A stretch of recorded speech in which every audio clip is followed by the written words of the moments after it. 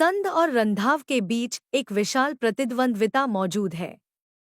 दोनों परिवारों के बीच एक गहन लड़ाई के दौरान जसविंदर जस्सी सिंह रणधीवा के पिता और बालविंदर बिलू सिंह संधू के चाचा ने बिलू की शादी की रात को परमीत पम्मी कौर के साथ एक दूसरे को मार दिया।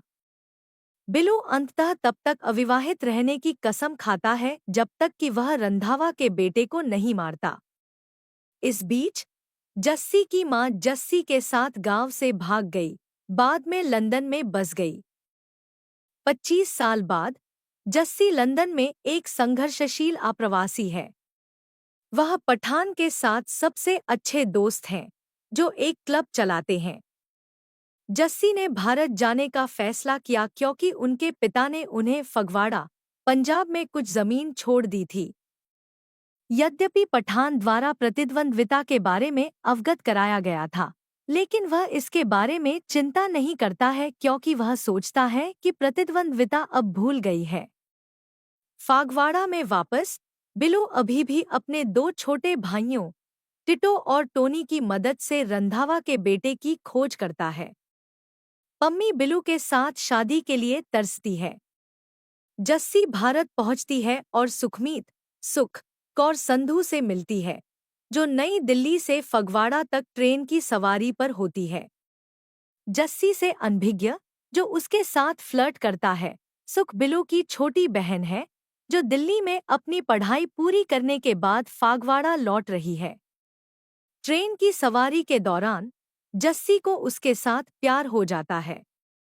एक बार जब वह फगवाड़ा में उतरने पर सुख के साथ भाग लेता है, तो जस्सी को टोनी द्वारा एक गुरुद्वारा की सवारी की पेशकश की जाती है, क्योंकि गुरुद्वारा के पीछे की भूमि जस्सी की है। टोनी को पता चलता है कि जस्सी रंधावा का बेटा है और उसे व्यर्थ में मारने की कोशिश करता है। जस्सी जल्द ही एक मंदिर में बिलू में टकरा जाता है क्योंकि ग्रामीणों ने उसे बताया कि बिलू उसे जमीन पर बेहतर तरीके से मार्गदर्शन करेगा। बिलू अपने परिवार और सुख के साथ है, जो जस्सी को पहचानता है। बिलू को अपने घर में जस्सी को आमंत्रित करने के लिए प्रेरित करता है।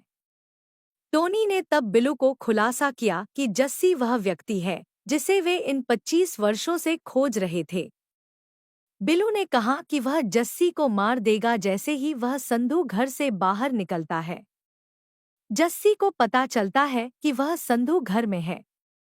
चूंकि संधू के घर में एक परंपरा है जो मेहमानों को ईश्वर के लिए समान मानती है और इस अवधि के दौरान घर में किसी भी हत्या को मना करती है, जस्सी ने हर किसी को यह बताते हुए चोट लगाई है कि उसने अपनी पीठ को तोड़ दिया है और इलाज के लिए घर में कहने की जरूरत है। उग्र बिलू ने जस्सी के जीवन पर एक नंबर की योजना बनाई है। सुख के दोस्त तेज बॉबी जसवाल, एक डॉक्टर, को पता चलता है कि जस्सी सभी के साथ झूठ बोल रहा है, लेकिन इस गुप्त रूप से अकेले सुख को स्वीकार करता है। एक दिन जस्सी ने एक स्थानीय इंस्पेक्टर को सूचित किया कि बिलू और उसके भाई उसे मारने पर नरक में झुके हुए हैं। इंस्पेक्टर ने उसे बाहर निकालने का वादा किया है, लेकिन इसके बजाय जस्सी को एक जीर्ण शीर्ण हवेली की ओर ले जाता है, जहां वह बिलू और उसके पुरुषों से सामना करता है। यह खुलासा करता है कि वह बिलू के साथ लीग में था, जो अपने समूह के साथ इंस्पेक्टर के जाने के बाद जस्सी पर हमला करना शुरू कर देता है। हालांकि भागने के प्रयास में जस्सी अंततः फिर से संधू घर में वापस आ गया। कुछ और दिनों के बाद लोहरी समारोहों के दौरान बिलू ने घोषणा की कि बॉबी और सुख अगले दिन बहुत सगाई करेंगे। दोनों को शुरू में अचंभित कर दिया जाता है, लेकिन अंततः सहमत होता है। जस्सी को पता चलता है कि सुख भी उससे प्यार करता है। पम्मी ने सुख और बॉबी को खुलासा किया कि उसने इस सगाई की योजना बनाई क्योंकि वह जस्सी को चाहती थी, जिसे वह अब अपने बैग में भूमि के कागजात के माध्यम से जानती है। रंधावा का बेटा है, भागने के लिए, जैसा कि गुरुद्वारा में सगाई हो रही है, कोई भी संधू घर में नहीं होगा। इस बीच जस्सी ने बिलू के भाइयों से लड़ने का फैसला किया ताकि वह इस प्रतिद्वंद्विता को रोक सके। सुख पम्मी से मजबूत प्रकोप के बाद सगाई से भाग गया और आश्चर्यजनक रूप से बॉबी खुद और जस्सी के साथ पुनर्मिलन। वह उसके साथ काम करना चाहती है लेकिन जस्सी इस प्रतिद्वंद्विता को समाप्त करना चाहती है, चाहे कोई भी हो।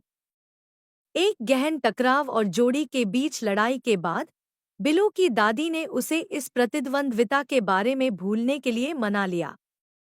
वह जाने का फैसला करता है और जस्सी को इस शर्त पर माफ कर देता है कि वह सुख से शादी करता है, जबकि उसने अपनी शादी को पम्मी से शादी की घोषणा की।